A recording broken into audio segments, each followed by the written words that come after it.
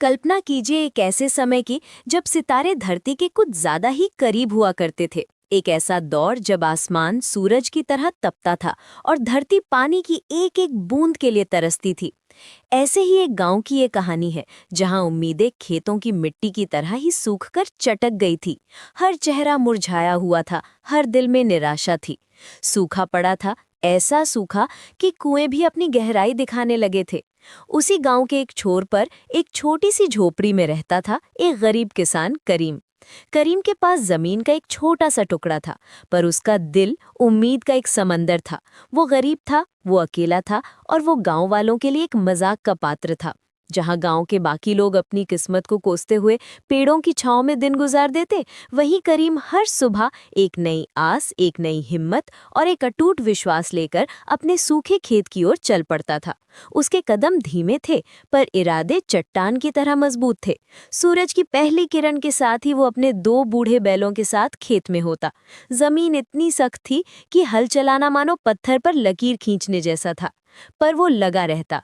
पसीने की बूंदें उसके माथे से टपककर सूखी मिट्टी में ऐसे गुम हो जाती जैसे कभी थी ही नहीं। वो खरपतवार निकालता, मिट्टी को भुरभुरा बनाता और बीजों के लिए क्यारियां तैयार करता। वो अपने खेत से ऐसे बात करता जैसे वो कोई बेजान जमीन का टुकड़ा नहीं, बल्कि उसका अपना बच्चा हो। गांव वाले जब उसे इस तरह मेहनत करते देखते तो जोर जोर से हंसते। चौपाल पर बैठे लोग ताने कसते, देखो इस पागल को, रेगिस्तान में फूल उगाने चला है।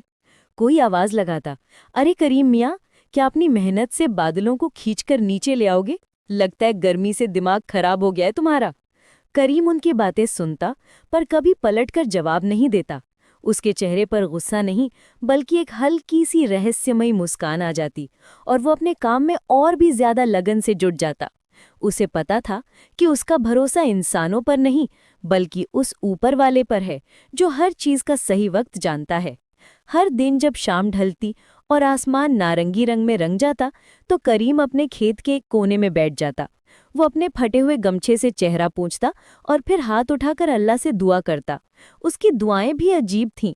वो बारिश नहीं मांगता था, नहीं, वो कहता, ऐ मेरे मालिक, तू सब्र करने वालों के साथ है। मुझे बस सब्र दे, मुझे हिम्मत दे, मुझे इतनी ताकत दे कि मैं तेरे फैसले पर यकीन रख सकूं और अपना काम पूरी ईमानदारी से करता रहूं।